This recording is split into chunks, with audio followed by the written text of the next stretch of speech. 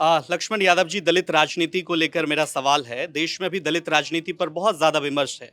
दलित राजनीति कहाँ खड़ा है, इसको लेकर एनडीए खेमे में भी दो सिरे में राजनीति बटी हुई है।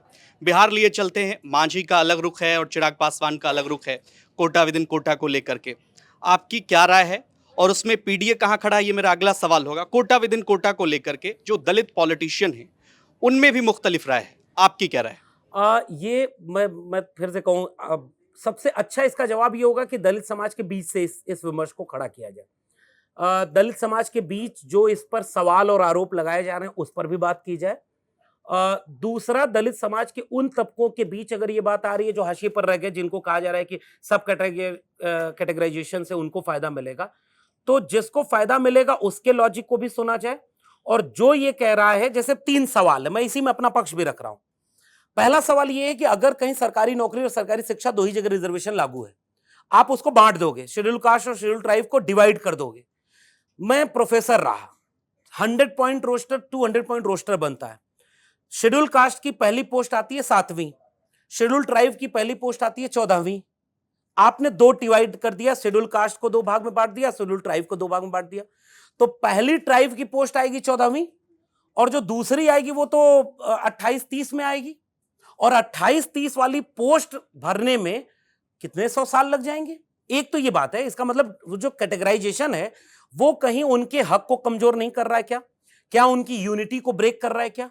क्या उनमें, आप जिस जगह पे नौकरी दे रहे हैं रिजर्वेशन में, वहां तक के लिए क्या उस तबके के लोग एलिजिबल होके पहुंच पाए हैं क्या? अगर पहुंच नहीं एक पाए, राजनीतिक सवाल है। हाँ, इसमें एक राजनीतिक सवाल है। मैं जानना चाहता हूं लक्ष्मण यादव से कि गैर कांग्रेसवाद से जन्मी हुई तमाम पार्टियां जो इस देश में सत्ता में रहीं और मतलब विपक्ष में भी रही, गैर कांग्रेसवाद से जन्मी पार्टियों ने दलित राजनीति को कितना तरजीह दिया? लक्ष्मण यादव अभी बता दें कि इस देश में कितने दलित चीफ मिनिस्टर हैं, और जहां पर गैर कांग्रेसवाद की सरकार रही उन उन लोगों ने कितने दलित चीफ मिनिस्टर इस देश को दिए? हाँ, अभी बिल्कुल ठीक कितने बात दलित है। चीफ मिनिस्टर हैं? हाँ, दलित की ही बात करें तो इस देश में मतलब मुझे लग रहा है गैर कांग्रेसवाद से ज्यादा अहम पॉलिटिकल टर्म अगर मैं यूज करूं तो वो ये होगा कि सोशल जस्टिस की पॉलिटिक्स, समाजवाद और अंबेडकरवाद की पॉलिटिक्स 80 और 90 के बाद जब आगे आई, उसने इस देश को डेमोक्रेटाइज किया।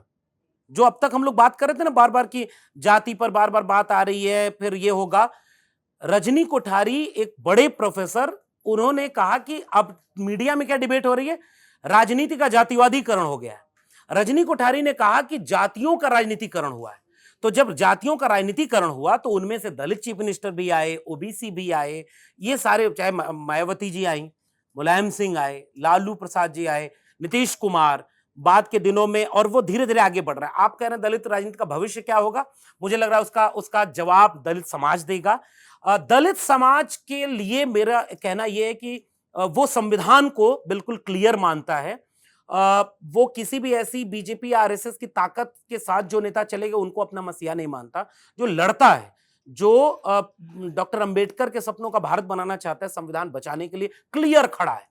वो लाग लपेट वाला नहीं कि आप टिकट वितरण में तो ऐसा टिकट दे दो जिसका फायदा बीजेपी को हो जाए, जहां सबसे बड़ा चुनाव हो वहां ऐसा निर्णय लो जिसका फायदा बीजेपी को हो जाए, और बाद में आप कहो कि देखो हम तो संविधान बचाने निकले। नहीं, क्लियर लड़ाई होगी और इसलिए समाज तय करेगा उसकी राजनीति क्या है।